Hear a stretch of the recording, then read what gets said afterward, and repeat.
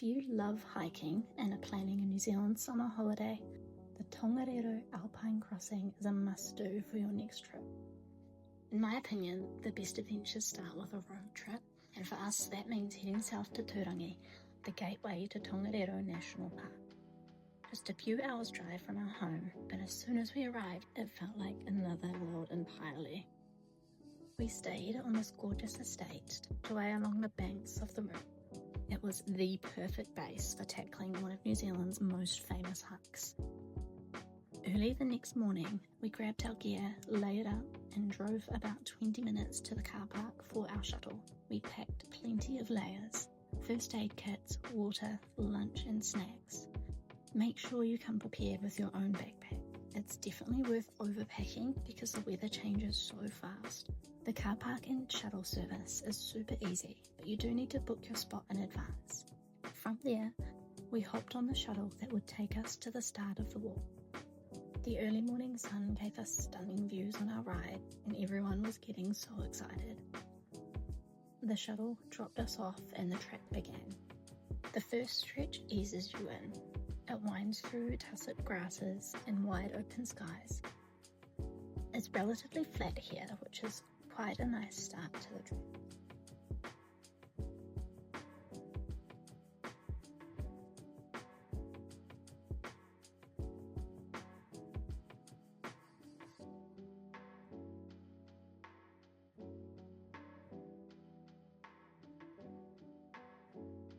As the sun climbed higher, so did we.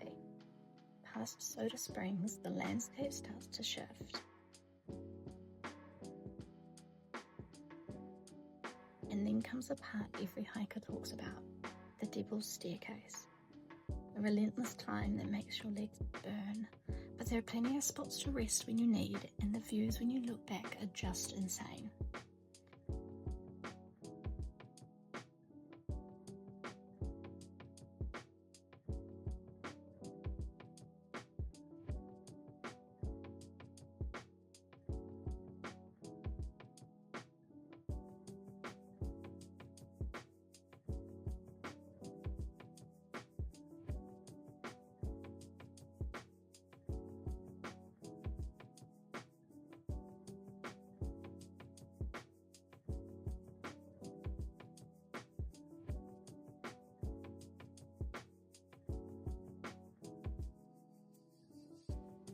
One of the coolest parts of the Tongariro Crossing is that you're literally walking past Mount Doom.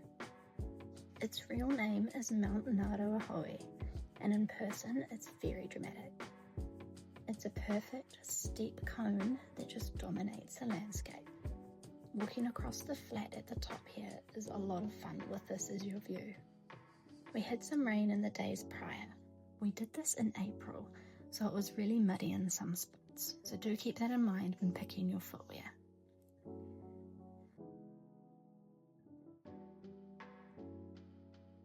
Reaching the red crater felt like stepping onto another planet.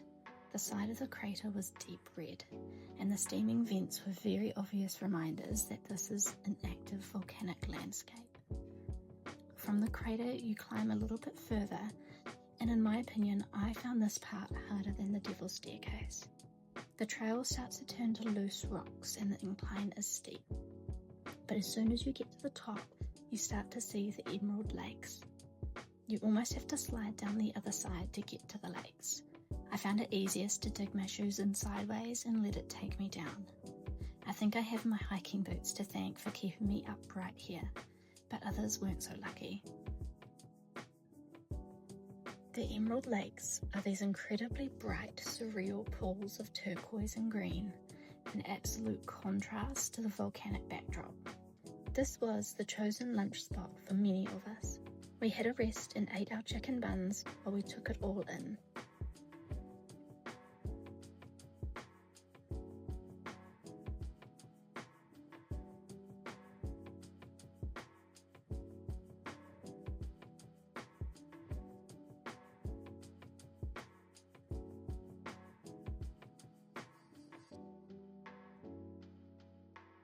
From here, I think there were a few more inclines, but overall the crossing turns slowly downhill. The barren ridgelines start changing to alpine meadows, which soften into forest. It feels like you're walking through several different worlds in one day. From the top, you can look down and see the end of the track and the car park.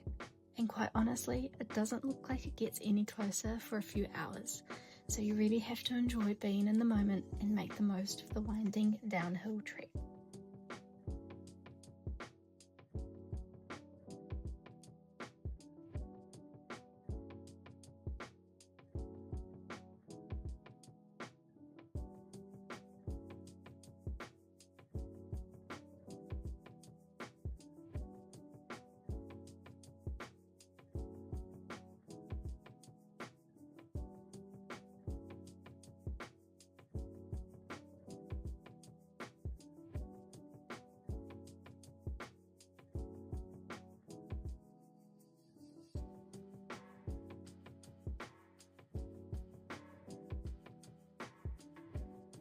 Once you break into the forest, you pass through an active lahat area with a beautiful stream rushing through. By the time we reached the end, our legs were tired and our feet were so sore, but our hearts were full. This trek isn't just a hike, it's a full experience. If you're ever in New Zealand, this walk deserves a place at the very top of your bucket list. And trust me, it's worth every single step.